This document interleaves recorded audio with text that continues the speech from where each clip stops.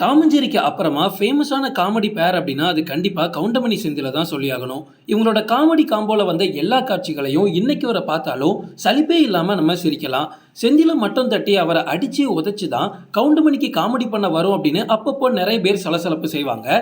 But அது எல்லாத்துக்கும் பதிலடியாக தான் இந்த வீடியோ இருக்க போகுது. செந்திலோட காம்போ இல்லாமலே அதே எனர்ஜியோட கவுண்டமணி நிறைய படங்கள்ல சிரிக்க வச்சிருக்காரு. காதலர் தினம் மும்பையில் உள்ள ஒரு பெரிய காலேஜ்ல ஒரு ப்ரொஃபஸரா ஜாக் கேரக்டர்ல தான் கவுண்டமணி நடிச்சிருப்பாரு. அவர் பாடம் எடுக்கக்கூடிய கிளாஸ்ல இருக்கக்கூடிய ஒரு பையன் தான் சின்னி ஜெயந்த். அவர் தான் கவுண்டமணியை கவுக்கிறதுக்கு டயானா அப்படின்ற ஒரு பெயர்ல ஃபேக்கா ஒரு மெயில் ஐடியை ஓபன் பண்ணுவாங்க. அதை ஓபன் பண்ணி கவுண்டமணிக்கு அப்பப்போ மெயில் அனுப்பிட்டு இருப்பாரு. இப்போதான் நம்ம எல்லாம் இந்த ஃபேக் ஐடியை பார்த்துட்டு இருக்கோம். பட் தலைவன் அப்பவே ஃபேக் ஐடியை கணிச்சு ஒரு காமெடியாவே மாத்திருக்காரு. டயானா ஃபேக் ஐடி அப்படின்றது கூட தெரியாம கவுண்டமணியும் மெயில் மூலமா டயானாவை உருகி உருகி லவ் பண்ணுவாரு. கவுண்டமணி கீபோர்டில் டைப் பண்ணக்கூடிய ஸ்டைல் தான் செம காமெடியாக இருக்கும். அதுவும் முக்கியமாக அன்பே டயானா அப்படின்ற சீன்லாம் பயங்கர அட்ராசிட்டியாக இருக்கும். அப்படியே நம்ம மன்னன் படத்தில் பார்த்தோம் அப்படின்னா சூப்பர் ஸ்டார் ரஜினிகாந்த் வந்து காமெடி கேரக்டரில் பெரிய பெரிய காமெடி ஆக்டர்ஸையே தூக்கி சாப்பிட்ற அளவுக்கு இவரே காமெடி பண்ணுவார். ஸோ இவரும் கவுண்டமணி சேர்ந்தா எந்த அளவுக்கு வந்திருக்குன்னு பாருங்க. மன்னன் படத்தில் இவங்க பண்ணக்கூடிய அட்ராசிட்டி எல்லாமே வேற லெவலாக இருக்கும். முக்கியமாக உண்ணாவிரத போராட்டம் நடந்துட்டு இருக்கும்போது மனோரமா வந்து நான்வெஜ் சமைப்பாங்க. அதை பற்றி ஒரு சீனில் பேசிட்டு இருப்பாங்க. அப்போ கவுண்டமணியோட கவுண்டர் எல்லாமே வயிறு குலுங்குற அளவுக்கு பயங்கர காமெடியா இருக்கும். அதுலயும் நாங்களாவது உங்ககிட்ட சொல்லிட்டு தான் வந்தோம், நீங்க என்ன எங்ககிட்ட சொல்லிட்டா வந்தீங்க அப்படின்ற வசனம்லாம் இன்னைக்கு வரை பேசப்படும். அடுத்ததா மேட்டுக்குடி அப்படின்ற ஒரு படம். கார்த்திக் மற்றும் கவுண்டமணி காம்போ எப்பவுமே நகைச்சுவைக்கு பஞ்சமே இருக்காது. உள்ளத்தை அள்ளித்தா படத்துக்கு அப்புறமா ரெண்டு பேருமே இணைந்து வேலை செஞ்ச படம் தான் இந்த மேட்டுக்குடி.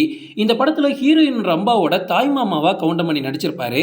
நக்மாவை கரெக்ட் பண்றதுக்காக கார்த்திக் கிட்ட ஐடியா கேட்கக்கூடிய காட்சிகள் எல்லாமே செம காமெடியா இருக்கும். அதுலயும் ஒரு லவ் லெட்டர் எழுதுவாங்க பாருங்க, எங்க அக்கா மகளே இந்து அப்படின்னு சொல்லக்கூடிய வசனம்லாம் இன்னைக்கு வரை ஃபேமஸ் தான். அடுத்து நம்ம பார்க்க போற படம் சிங்காரவேலன். கமல் மற்றும் கவுண்டமணி பெருசா நிறைய படங்கள்ல சேர்ந்து வேலை பார்த்தது இல்ல.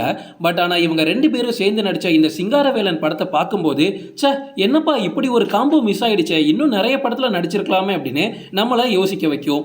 கிராமத்துல இருந்து இவர் லவ் பண்ணக்கூடிய ஒரு பொண்ணை தேடி சிட்டிக்கு வருவாரு கமல். அந்த டைம்ல இவர் அவரோட ஃப்ரெண்டு வீட்டில் தான் தங்குவாரு. அப்போ அங்க நிறைய கேரக்டர்ஸ் இருக்கும். எக்ஸாம்பிளுக்கு கவுண்டமணி, வடிவேல்னு ஒரு பெரிய காமெடி பட்டாளமே இருக்கும். அவங்க கூட கமல் சேர்ந்ததுக்கு அப்புறமா அதுவும் முக்கியமா கருவாட்டு காமெடி எல்லாம் செம வேற லெவலா இருக்கும். இன்னும் முக்கியமான ஒரு படத்தை சொல்லணும் அப்படின்னா நடிகன். சத்யராஜ் மற்றும் கவுண்டமணி காம்போ வந்து எப்பவுமே ஒரு எவர்கிரீனான காம்போ. இன்னும் ஒரு 50 வருஷம் கழிச்சு பார்த்தா கூட இந்த காம்போல மட்டும் சிரிப்புக்கு பஞ்சமே இருக்காது. ஒரு வயசான கேரக்டர்ல நடிக்கக்கூடிய சத்யராஜ் மற்றும் மனோரமா கூட சேர்ந்து காமெடியில சாகசம் பண்ணியிருப்பாரு கவுண்டமணி.